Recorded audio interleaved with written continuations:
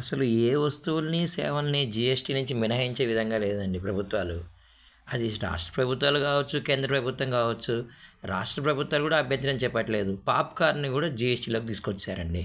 నిజంగానే మన సినిమాకి కానీ, అలా బయటికెళ్ళినప్పుడు గానీ అప్పుడప్పుడు పాప్కార్న్ తింటూ ఉంటాం. జీఎస్టీ అనేది ఒక ఇండైరెక్ట్ ట్యాక్స్ అండి. దీంట్లో రకరకాల స్లాబ్స్ ఉన్నాయి.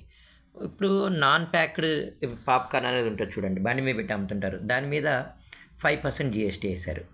అంటే నాన్ సాల్టెడ్ మామూలుగా బండి మీద పెట్టి అమ్మేదనమాట. దాని తర్వాత సాల్టెడ్ పాప్కార్న్ అని ఉంటుందండి. దాంట్లో కానీ సాల్ట్ యాడ్ అయిందనుకోండి, దాని మీద 12% జీఎస్టీ యాడ్ చేశారు. అది కాకుండా క్యారమెల్ ఇది ఉంటుందండి, పాప్కార్న్ అని చెప్పి ఉంటుంది అనమాట. అంటే దాంట్లో షుగర్ కోటెడ్ ఇవన్నీ యాడ్ అయి ఉంటాయి. ఒకవేళ షుగర్ కానీ యాడ్ అయినట్లయితే according to union finance minister గారి ప్రకారం ఏంటంటే దాని మీద హైయెస్ట్ జీఎస్టీ రేటు దాదాపు 18% వేయడానికి ఆస్కారం కూడా ఉందన్నమాట. అంటే ఒకవేళ సినిమా కానీ మనం వెళ్ళినట్లయితే పాప్కార్న్ కానీ కొనుక్కోవాలంటే తప్పనిసరిగా గవర్నమెంట్కి మనం జీఎస్టీ అనేది పే చేయాల్సిందే.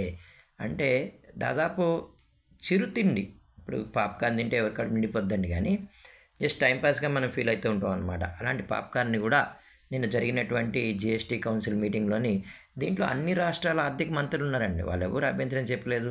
ఇప్పుడు జనరల్గానే స్టేట్మెంట్ ఇస్తూ ఉంటారు. ఎందుకంటే జీఎస్టీ వల్ల అటు రాష్ట్రాలకి ఇన్కమ్ పెరుగుతుంది, ఇటు కేంద్రానికి ఇన్కమ్ పెరుగుతుంది. లాస్ అయ్యేది మాత్రం సామాన్యుడే లాస్ అవుతాడనమాట. ఒకసారి ఆలోచించాలి ప్రభుత్వాలు కూడా. దయచేసి ఇలాంటి చిన్న చిన్న చిరుతిళ్ళపైనైనా సరే కనీసం జీఎస్టీ మినహాయింపు ఇవ్వాలి.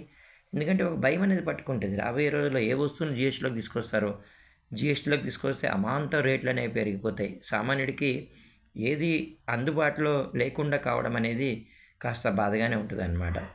చూడాలండి, నిన్న జీఎస్టీ కౌన్సిల్ మీటింగ్లో చాలా వాటికి మినహాయింపులు వస్తాయని ఎక్స్పెక్ట్ చేశాం.